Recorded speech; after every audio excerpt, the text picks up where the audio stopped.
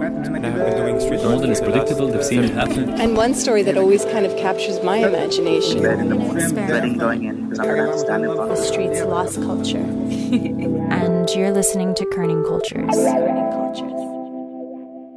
Today's podcast is brought to you by Audible.com. Get a free audiobook download and 30-day free trial at audibletrial.com/Kerning Cultures. Over 180,000 titles to choose from for your iPhone, Android, Kindle, or MP3 player. Now back to the show. So, what do we have today? Today, we want to understand how a nation that's polarized can reconcile. And to do that, we're going to share a few stories from Bahrain, a tiny island country in the Gulf, close to Qatar, and then hop up across the water to Northern Ireland, and that'll become clear why we're going there when we get to it. I'm Hibba Fisher. And I'm Razan Al-Zayani, and you're listening to Kerning Cultures. Let's start somewhere in the middle, in Japan. I was studying in Japan. This is Yaqub, a Bahraini who spent a few years studying for his master's in Japan. In a city called Nagoya. It's in the main island of Japan. It's headquarters for Toyota company. The year is 2011, and there are revolutions across the Arab world, in Tunis, in Egypt. Obviously, that was a very crazy time, so I was stuck to my laptop the whole day and night, and I didn't get much sleep. You're just following Egypt, you're following everywhere. At the time where all of these events were happening in Japan, we also had a big disaster, which was the East Japan earthquake with Fukushima and everything. The death toll has risen to 4,314. At least 8,606 people are still missing. More than moving water would sweep people away. So you have these debris. The earthquake causes a leak in a nuclear reactor in Fukushima, a nearby city to Yaqub. Malfunctions are occurring at the power plant near Tokyo and the facility in Onagawa. After the leak in Fukushima, because the radiation is airborne, so the Bahrain embassy called us and evacuated us. Obviously, they were quite worried about us. There is a chance of a meltdown. Officials are taking all the necessary precautions, including evacuating the surrounding area. For more on this side of the story, we're joined by... I even remember I did the very silly thing of, as I was packing, I was like, I have too many dirty clothes. I need to wash some of my clothes. So I remember putting all my clothes in the washing machine, and I had the television on because through the television you can get earthquake alerts that alert you of the earthquake a few seconds before, so you can prepare yourself and take cover. So the TV was on, and as I was hanging my clothes out, the news anchor was telling the story that, oh, if you're washing your clothes, you shouldn't hang your clothes outside because of the radiation, and it might stick to your clothes, etc. So half of my clothes are still on the clothesline. I had to go back with a half-empty suitcase. So I had to leave all my clothes there. So Yaqub is evacuated from Japan and flown back home to Bahrain, and I was literally removed from one sort of chaotic environment, brought back to another one. Actually, it happened when we were on our way back. This is Basil, another Bahraini. We were actually in the airplane coming back, so we didn't have any news. We didn't know what was going on. We just got out of the airplane into an empty airport, empty roads. I'm like, okay, what's going on? Nobody came to pick us up, made a phone call. They told us to take a taxi and go home. That's when we realized what was happening. What was happening were the early days of a political crisis in Bahrain, the actual details of which we'll get back to in a moment. But first, let's step backwards a bit so we can appreciate context. Can I do something? Can you move the mic from your left collar to your right collar? Because you're speaking in that direction to Hibba. Yeah, okay. I'll let you know if yeah, cool. Can you talk about what it was like growing up in Bahrain? I'm originally from Manama. From Fariq al-Fadl. Growing up, I hated it. I couldn't get away with anything, especially in a small neighborhood in Manama, where we were all families. We got out of one house, right into another, right into a third, right into a fourth. We were all just like one big family. We were from all sects, all levels of income, all levels of education, background, families, educations. Everything was different about us. We didn't care about all of that. We just wanted to have fun. I literally didn't know the difference between Sunnis and Shi'ites, until I went to the States, until I went to college. The president of Muslim Student Associations one time came to me and asked me, right after Friday prayer, where he came and talked to me with his bodyguards. I remember looking at his bodyguards. The smallest guy of them made me look like a midget, and I'm a big guy. He came and asked me, what's in common between you and us? Why do you come to our mosque? I actually told him, if you don't see what's in common between yourself and myself, just after I finished Friday prayer with you, I feel sorry for you. I feel sorry for this community you call yourself president of. The hell with you. And a few other words that I can't say. And that's when I walked out of the mosque and never walked back in, because it's not the Islam that I know. Something to be proud of here in Bahrain is that the fact that it is a melting pot of different cultures. We always accepted and embraced those that are different from us. That's something to protect. Now, fast forward back to 2011. Basil and his family touched down in Bahrain to empty roads and are told to take a taxi and just go home.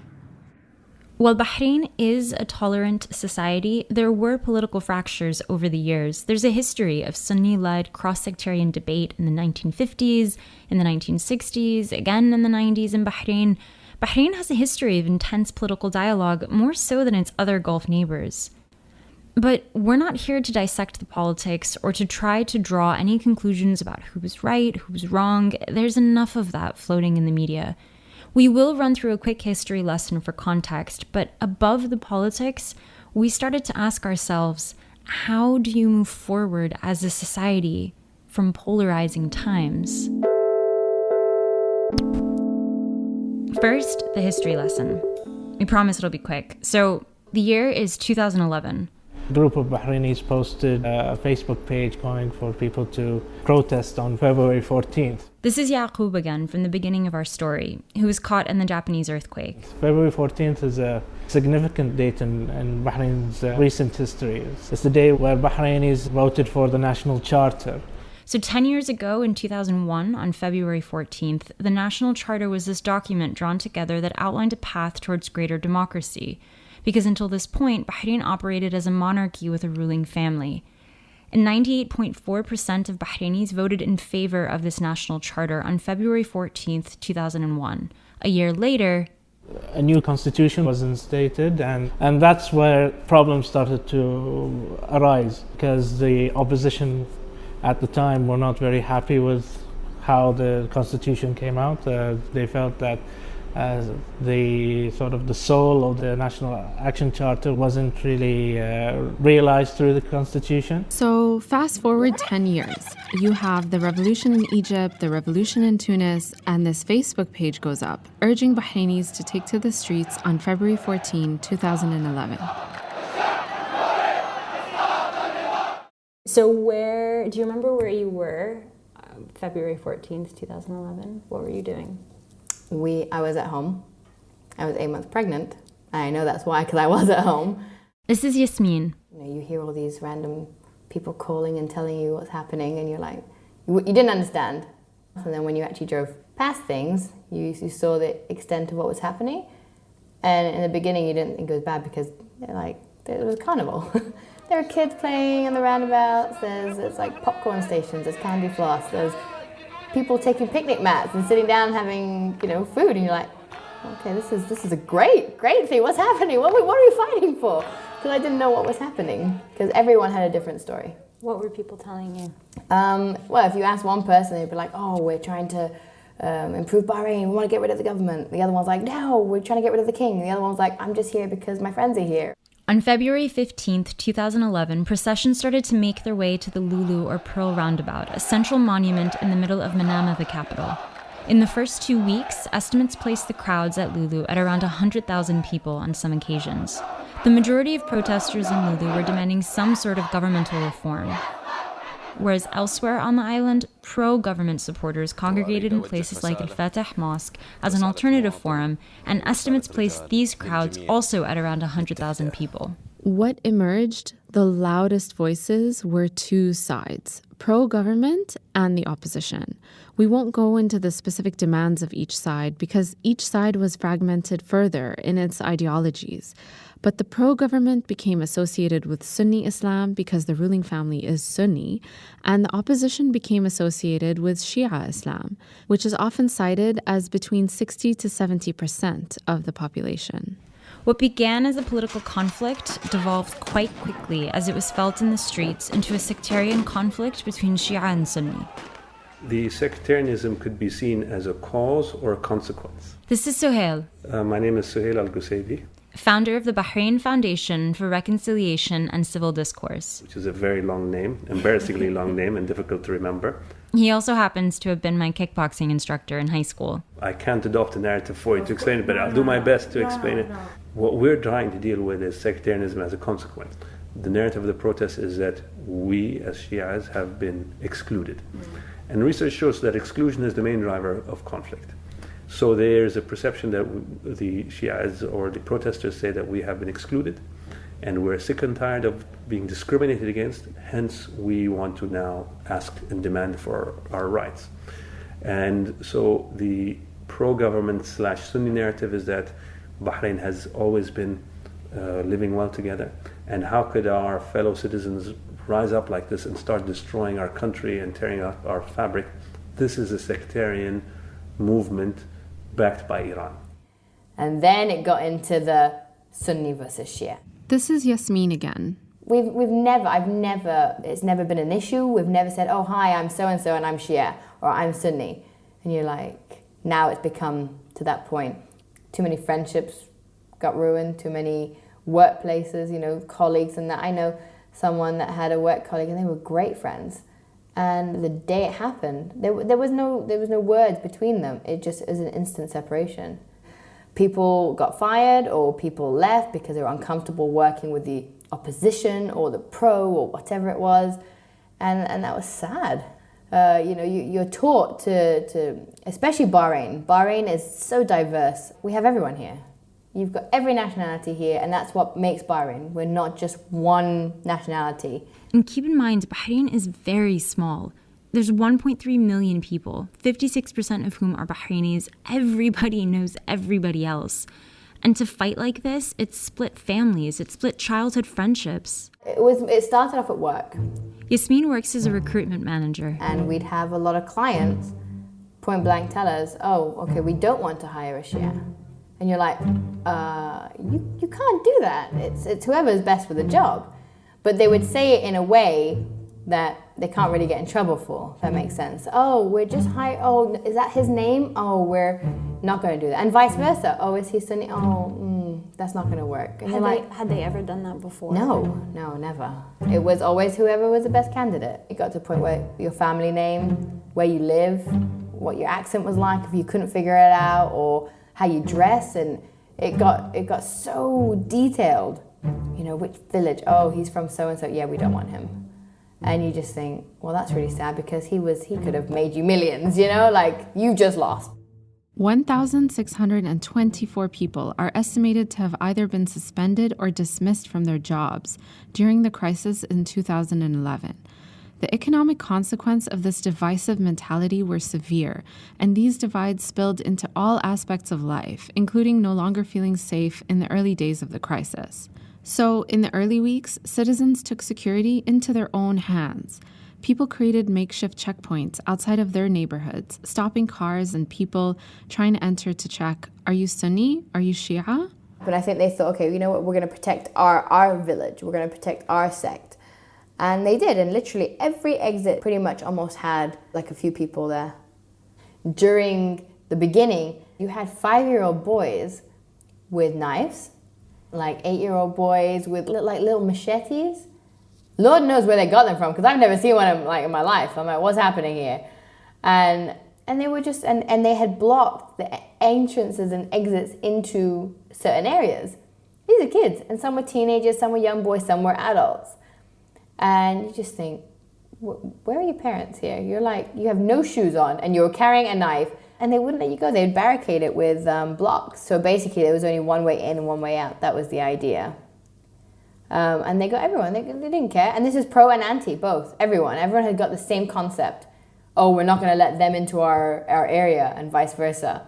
We've heard this before. We've gone to villages and we've gone to majlises and This is Suhail of the Bahrain Reconciliation Foundation again. And where people say, well, the true nature of Bahrainis came out during the crisis. We thought Bahrainis were, loving and open-minded and whatever, but one crisis and everybody showed their true nature, and then we realized we're all sectarian. And so what happens is, in times of fear, it's not that we become sectarian, it's that we just do things out of fear. Fear leads to anger. And they became afraid, am I going to be made irrelevant? Am I going to be killed? Are the protesters going to come in and take over the country? Are we going to become a stooge of Iran? Or vice versa? There was so much fear. So when people don't feel safe as part of the community or as part of a country, well, then I go back to my tribe. Or I go back and take a step, I become, my only source of safety is my family, or my sect, or my religion. So they become entrenched. The sectarian issue is a very complicated one, and this is Jane Kinnan-Mont, a senior research fellow and deputy head of the Middle East and North Africa program at Chatham House, an independent think tank in the UK. And the political disputes in Bahrain don't fall neatly along Sunni Shia lines. Part of what is going on is good old-fashioned class politics, that the places that have been most involved in protests have been places that are relatively economically marginalised, where young people feel that they don't have that much of a stake in the country, and many of them believe that that's linked to their sectarian affiliation, that they face discrimination partly because they are Shia. But their view of the government will be often quite different than others of the same religious belief that have a different educational background and a different class background. It seems to me that the dispute over sectarian identity is more of a contest over what being Bahraini really means. It's not necessarily about division, but about trying to reconceive what national unity means and who defines it. We had someone we knew. This is Yasmin again. Beat up severely, very, very badly, hospitalized, because he was Shia, and by teenagers. Beat him to a pulp. So people started to carry things in their cars, just in case, because you heard stories. You're like, oh, so-and-so got beaten up. Okay, got to be prepared. Just carry something in your car just in case. And I was thinking, what am I going to carry? Like, what am I going to carry in my car? What am I going to do? Realistically, honestly, people say, oh, we're just going to drive through. Yeah, we don't care who it is. But trust me, I've been in that situation where you see it and your adrenaline starts to kick in and you were like, yeah, there is no way like I could drive through. You freeze. Yes, everyone is scared. Whether they admit it or not, you get nervous because you're like, what? If they stop me or if they ask me to get out my car or something, no. And then for me, my mother protective mode came in and I'd lock my doors and I'd be like, I refuse to open the door. If it's the opposition, do I pretend I'm part of the opposition? If it's the program, do I, you know what I mean? You're like, what do I do? But they just kind of stop you and they're like, where are you going? And I'm like, home. And then they look in the car, like, obviously they see my daughter, like, okay, fine, go. And you're like, you panic. You're like, geez, okay, we're good. Okay, just drive. And then you just drive. And you shake, and you get home, and you're like, it's just surreal.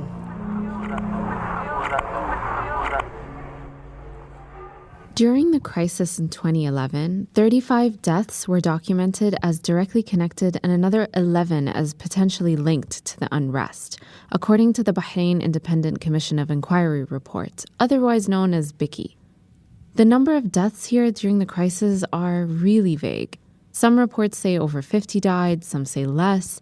It's important to note, though, that this report was funded and formed by the government in Bahrain in order to investigate human rights abuses in their country. And this report was quite critical. Over 2,000 people were imprisoned, with more than a quarter of them alleging that they had been mistreated or tortured in custody. In March, the government declares a state of national safety, essentially like a state of national emergency. Bahrain has introduced martial law in an effort to end weeks of anti-government protests. It comes a day after Saudi troops moved into the minority Sunni-ruled kingdom to quell the unrest. Bahrain's also declared a 3-month state of emergency, which will hand considerable powers to Bahrain security forces. Back to our question, though, that started this episode. How can people, a nation that has become so polarized, reconcile? There's a quote by Edmund Burke who said that all that is necessary for evil to prevail is for good men to do nothing. I think that's pretty much what guided us. So Suhail starts the Bahrain Foundation for Reconciliation and Civil Discourse in 2012. They host a number of events, at least one a month, among them these reconciliation field trips to Northern Ireland. I remember Suhail telling me, asking me, would you like to go on the trip? I was like, okay, fine. Why not, This is Yaqub again, a current member of the Bahrain Reconciliation Foundation. Travel to somewhere new, it's interesting, exciting. I remember asking who's going as well, and he kept quiet. He didn't tell me who was there. So I remember going to the airport. On the flight, I saw a number of these opposition activists. It was like, maybe it was a coincidence, maybe they're not with me. So I was hoping that they weren't with me, because that would have been a big problem for me. It's because Yaqub is active in a political society in Bahrain. People aren't happy with me sort of interacting with the opposition sort of thing. So people recognize me, and at the time I was in the middle of a smear campaign. There was one group who were accusing me of attempting to overthrow the government and have a whole plot. They had a very elaborate smear campaign. Naturally, I wouldn't want to add fuel to the fire. So I remember going, we all stayed at the same hotel, the Europa Hotel in Belfast. And I remember coming down to the lobby to start the day's activities, and I see all of them in front of me. It's like, oh dear. So I was very, I told them, we don't want any photographs, nothing, no tweets, we don't want people to know that we are together in the same place. So there's a bunch of Bahrainis in Belfast, and Hiba, I just imagined a bunch of islanders standing on the side of the street in a little huddle. But I remember learning about the conflict in Northern Ireland when I was in school, or at least reading about it. Did they have a name for it? What was it called? So they called it the Troubles. And as you might remember from your history books, Northern Ireland has had a long history of a political sectarian conflict too, since the 1960s up until the late 90s. And actually, the sting of the conflict still persists today. And the link between Northern Ireland and Bahrain is more than just an accidentally parallel experience. There's an organization in Northern Ireland called the Causeway Institute that has been involved in Bahrain in these reconciliation field trips. These field trips are learning exchanges for conflict resolution and have been going on since 2012. Good morning. Rainy morning in Belfast. This is Kingsley. He and his brother founded the Causeway Institute for Peace Building and Conflict Resolution about 6 years ago. That's where our link to Suhail really first comes in.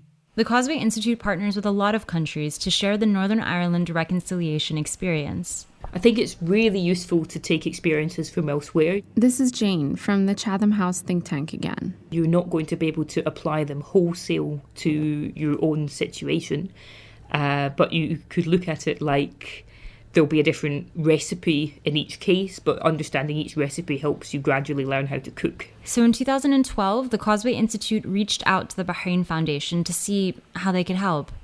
So when Jeffrey and I looked at Bahrain... That's Kingsley's brother and co-founder. And I want to be careful with my language. So we're not talking about a direct comparison in terms of the circumstances. What we're talking about is two communities who reached a similar impasse. The comparison is that a set of conditions, a set of circumstances exist between those two communities, not dissimilar to the set of circumstances that existed between the two communities in Northern Ireland at the end of the 60s. And what we saw in Bahrain was an opportunity that if civil society leaders and political leaders moved in a particular direction, we felt that they could de-escalate that standoff and bring about reform and bring about progress. and it wouldn't tip into the kind of situation that we got into that took us 30 years to get back out of. So remind me, what exactly happened in Northern Ireland? Yeah, so let's segue for a moment into their history. So when we talk about learning exchanges between Bahrain and Northern Ireland, we can appreciate what that actually means. Kingsley grew up as one of 8 children living in a small house close to the border in the Republic of Ireland. In the late 1960s, what became known as the Troubles began, but was the product of literally 1,000 years growing divide between the Protestant, Unionist, Loyalist community and the Republic, Catholic, Nationalist community. Those were the two sides? Yeah, the Protestant Unionists were a majority and wanted to remain in the UK, whereas the Catholic Nationalists were a minority who wanted to leave the UK and merge with Ireland. Protestants wanted to stay in the UK and Catholics wanted to leave the UK. Okay, I think I got it. So the conflict seems political, social, and economic. And it raged on for 30 bloody years. More than 3,500 people were killed in the conflict. Most were civilians. And we grew up very much in touch with the Troubles. The people on our street were wounded and killed, and we were brought up in separate schools, separate places of worship, separate places of entertainment. So we were pretty much in a kind of apartheid society. 1981-82, just becoming the 10-year-old, that's when I noticed the drift in our own community. And going to secondary school on a bus, a shared bus, so Catholic kids going to Catholic schools on that bus with Protestant kids going to the Protestant school, they also at the same time were becoming aware of their protest, of their struggle, a much stronger sense of tribal loyalty. The divisiveness was still very clear, for example, on the school bus in the morning. Catholic kids got on the bus first and they would dominate the seats. They would go to single occupancy. They would sit one to a seat, knowing that there were a lot of Protestant families to catch the bus in the latter part of the journey. So there was a kind of an unwritten understanding. You know, we would have to stand for the 20-minute journey because, of course, we wouldn't sit beside a Catholic. Conversely, at the end of the school day, we got the bus first. So, of course, we dominated the seats on the way home. As Kingsley grew up, so grew his socially learned separation between Catholics and Protestants. Catholics were historically disenfranchised economically. Protestants carried more political and economic control.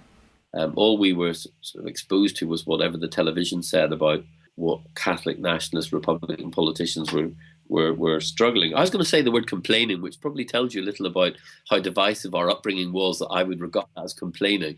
The proper word is struggling, but interesting that I would first think of the word complaining. So we were painting internally in our community a very conventional, moralistic view of ourselves as being the right kind of model citizens, and these other people were just plain wrong. What's striking is how deeply these divides ran. If I'm a Protestant, you call me Kingsley or Jeffrey or John or Andrew. Biblical names are very popular amongst the Protestants. If I'm Catholic, you call me Seamus, Sean. So the names help. It sounds familiar, right? This is what Yasmin was saying of how things became in Bahrain, how you could tell what someone was by their name and decide whether or not you wanted to deal with them or not, whether you wanted to hire them or not. If I asked you what school you went to, that will tell me. Catholic schools generally tend to have a saint's name as a title. Protestant schools don't. We're not great on saints. The Protestant religion doesn't have many saints. The town or village you came from, the community's never mixed. And also, by the way you pronounce the letter H. No one ever teaches you this. This is done by osmosis.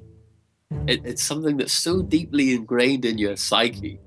It's so interesting because I think when people go through that kind of division, they probably think that they're the only ones dealing with this. But it's so fascinating to know that thousands of miles away, a completely different culture was going through the same thing. How did Northern Ireland move on from these types of divides? It didn't happen overnight. It's still happening, to be honest. There are still walls dividing neighborhoods between Catholics and Protestants. In sad irony, they're called peace walls. But peace was declared in 1998, and civil society has extraordinarily moved on. So Kingsley spoke of 3 factors necessary for reconciliation. There is definitely kind of universal pathway to peace. But I think, like all pathways, it consists of a number of steps. And not all of those steps have to be the same. The first factor he speaks of as necessary for reconciliation is political will. You can't impose a peace process from outside. You've got to have political will internally. The second factor is an active civil society. What does he mean, civil society? So I asked him that, and he explains it as the vast majority of a society that doesn't have strong political affiliations. The silent majority, for want of a better phrase. And the silent majority has to find a voice. People who understand the concept of coexistence, because they have to do it every day. When I'm in the political chamber, I don't have to coexist. Out there in the real world, you have to rely on the other person driving the car coming the other way to stay on their side of the road. And there's something in there between you and that other person in the other car that has a huge amount of trust embedded in it, without ever realizing, and so civil society has these huge elements of trust deeply embedded within it. If it can harness them, if it can harvest that latent goodwill, that coexistence for a good benefit. No civil society wants to kill each other. It just doesn't happen. Otherwise we'd run each other over on the roads. It'd be the easiest way to get rid of each other.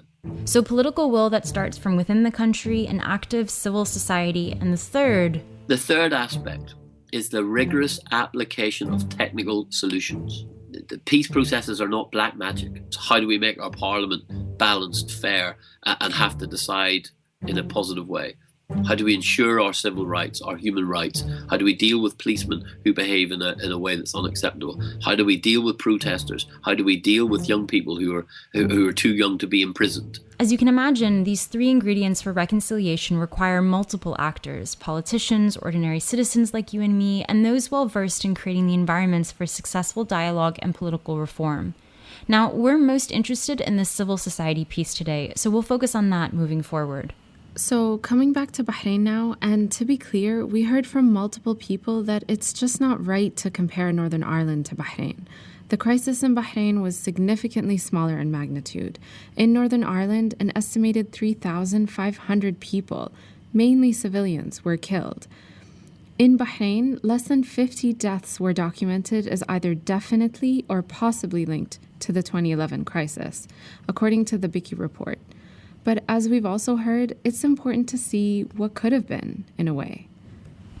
The Causeway Institute shares their learnings with Bahrain through trips like these reconciliation field trips in Belfast. 30 or so Bahrainis spend a week visiting former terrorists and IRA paramilitary members, widows and victims, prisoners, people who administered policy changes. It was a very eye-opening experience. This is Yaqub again. If you put people in a bus, they will chat, so we became very friendly. We'd at the end of it, we had our own inside jokes and everything. So, is there an element of here in Bahrain, people? It's easier to kind of fall to the backgrounds that you come from, the labels that you associate as your identity. Of you're from here, I'm from there. But then in Belfast, you're all Bahraini amongst a lot of Irish. Is there an element of that? Yeah, I believe so. Yeah, if you're in an environment where you feel no sort of peer pressure or people following what you're doing, following every move that you make and where you're going, that's sort of a luxury that you don't have at home. But you can be more open, you can be more relaxed in an environment where there's nobody around you to sort of pressure you to put yourself either in this column or in the other column. So after we finished the program and came back to Bahrain, this was like probably a few months after, I was having a meeting with one of the representatives of Causeway Institute. After their meeting with us, they had a meeting with this other opposition group. So I saw the people who I traveled with, and this was in a hotel in Manama, and I was there chatting to them, in the lobby, and this was something that would be impossible in 2012 or before our experience together. I think probably taking them out of context, was really important, and not being surrounded by the influence of their friends or their family or their sect or their, I don't know, or their tweets. And I think taking everything out of context and just boiling it down to having a conversation with someone in a place that is not your own, in a territory that's very neutral, allows for more candid human experiences to happen. Yeah. I think, as you said, taking someone out of the context that is so heavily charged, where you almost feel like you have to behave in a certain way to kind of prove something or to align yourself with your community. I think when you're taken out of that context, then sort of all of those labels and boxes just kind of fall away. Like, you start to humanize them. Like, they have emotions and they have feelings and they laugh and they respond to things. Like, they're no longer just, it's so easy to take all the political rhetoric or all of the heavily charged rhetoric and just kind of vilify it or antagonize it or feel like it's so different from you, because I don't see it as connected to a person. But as soon as I start to connect those things to a person, they become a multidimensional person, as opposed to just being this flat ideology that is so different from me.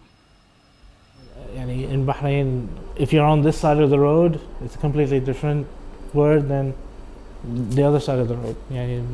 Although Bahrain is so tiny, but you have very different mentalities, very different upbringings, very different cultures. You would imagine that Bahrain, through its very rich history, that people would understand each other better, but that unfortunately that sort of bubble sort of burst in 2011, and a lot of people realized that I don't really understand that. They don't really understand each other. They don't know where they're coming from, whether this was within sort of the political elite or on your average Muhammad and Ali. They don't really understand where each person is coming from. They don't understand each other's fears. They don't understand what kinds of experiences they've been through, and that's very unfortunate in Bahrain. That's exactly the function of these types of reconciliation trips to Northern Ireland, and the foundation does more to promote this type of dialogue and understanding within Bahrain. They organized 2 unity prayers in 2015 in the aftermath of the tragic Islamic State bombings of Shia mosques in Saudi and in Kuwait. And both sermons, the one in Ali and the one in Fatah Mosque, were all about unity in Islam and about being, praying to one Qibla, one direction, and that these differences are not what make us, it's what's, our similarities is that makes us, these kind of things. The foundation has organized an event at least once a month since they formed in 2012, be it a seminar, a field trip, or what they call dialogue dinners, where they bring 10 to 30 different, seemingly opposing people together for an intimate meal. It's done in my late father's house, and it's sort of neutral ground. If you're inviting people to a house over a dinner, the setting changes immediately. They drop their guard. So Suhail will kick off talking about the foundation, and then each one of these evenings they would have some sort of theme or icebreaker question. Like, what role should the foundation play in reconciliation? And what he would do is he would ask the question, and everyone sitting in the majlis would have a turn to speak their mind about the issue. Funnily enough, though, but when people get the chance to talk, they don't really answer the question. They just pour their hearts out and saying that the other side is wrong, and this is why they're wrong, and this is why we are on the right side of history, and you're on the wrong side of history. So they sort of vent out what's kept inside. And then sometimes I just have to politely calm people down. But if you what is interesting is even some of these hardliners, when they sit with someone else or when you meet them face to face, they're a lot less hardline than you think. So really, it's for us. We don't even want people to agree on something, but we just want them to look at the other side and say, well, he's not a monster. He's not really crazy. And I think that's the magic of this, to just let them see the other person as a human being.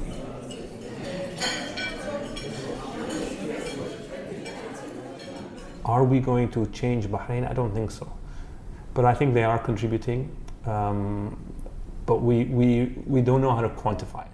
And We continuously ask people, including Suhail, is Bahrain better off 5 years later? I can't tell you are Sunnis and Shi'as better off. You need to ask Sunnis and Shi'as and see. Some say we're better off, some say we're not. It really depends who you ask. Sometimes you speak with one person, you get a picture of Bahrain, you sit with someone else, and it's like it's a different country. And who knows? I mean, we can, what I can tell you is what we observe. Are people better off? You need to ask the people. I think that's a tough one. I think This is Yasmin again.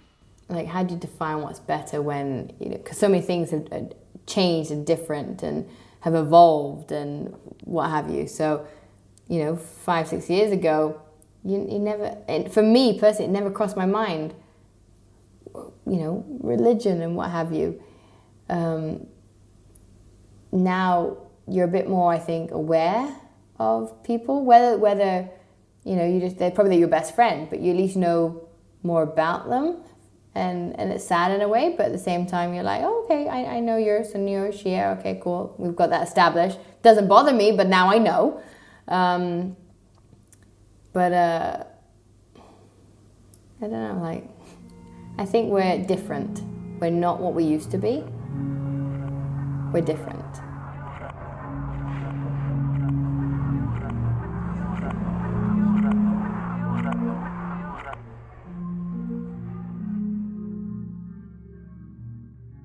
Today's episode was produced by Hiba Fisher and myself, Rizan Al-Zayani, with support from Lily Crown and sound design by Ramzi Bashour. Special thanks to our guests Yaqub, Basil, Yasmin, Suhail Algosaibi from the Bahrain Foundation for Reconciliation and Civil Discourse, Jane Kinnenmont of the Chatham House think tank, and Kingsley Donaldson of the Causeway Institute in Belfast. We fact-checked our stats to the Bahrain Independent Commission of Inquiry report. If you're interested to learn more about the situation in Bahrain, be sure to check out this episode page on our website, www.kerningcultures.com. As always, if you like what you've heard here today, please leave a comment or rate us on whatever platform you're listening to us on. It really helps boost our rankings. Till next time.